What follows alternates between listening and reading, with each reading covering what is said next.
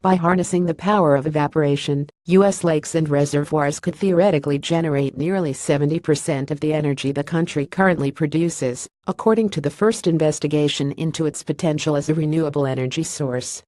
While evaporation technology is still in its embryonic stages, it has the potential to produce energy on demand, day or night, overcoming one of the main drawbacks of renewables like solar and wind energy.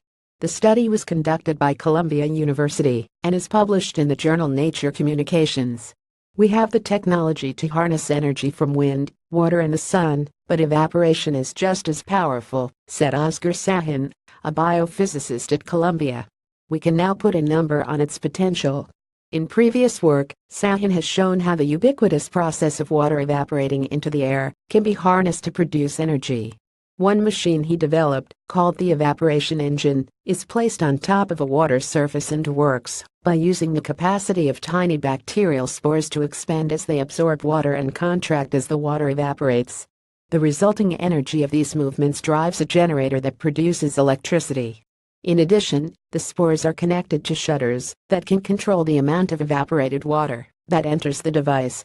This allows you to manage how much energy is generated and how it is released over time, adapting to requirements. In contrast, solar and wind power need batteries, which are expensive and can harm the environment when disposed of to supply power when there is no sun or wind.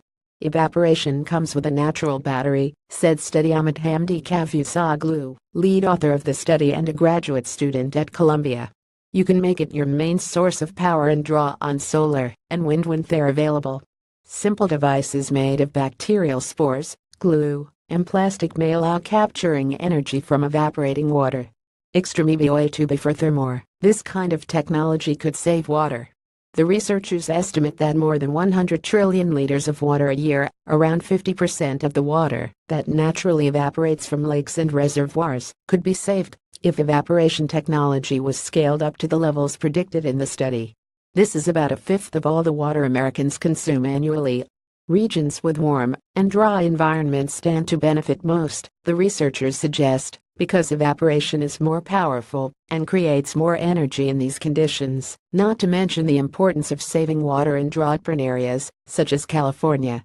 To make their calculations, the team had to simplify their models.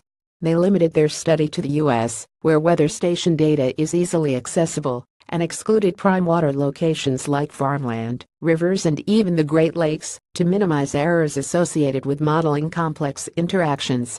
Despite these exclusions, they still found that evaporation harnessing technology could, in theory, generate 325 gigawatts a year.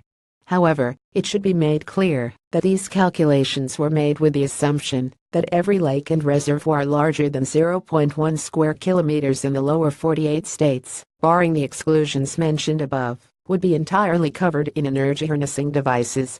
This is probably unrealistic as it would conflict with other uses for these bodies of water, and pose both aesthetic and environmental concerns.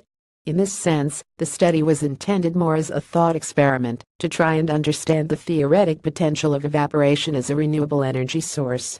Nonetheless, the researchers believe the technology could make a significant contribution in future, even if it is never scaled up to the levels outlined in the study. Looking forward, the researchers are trying to improve the efficiency of their technology and hope to test an experimental device on a lake or reservoir.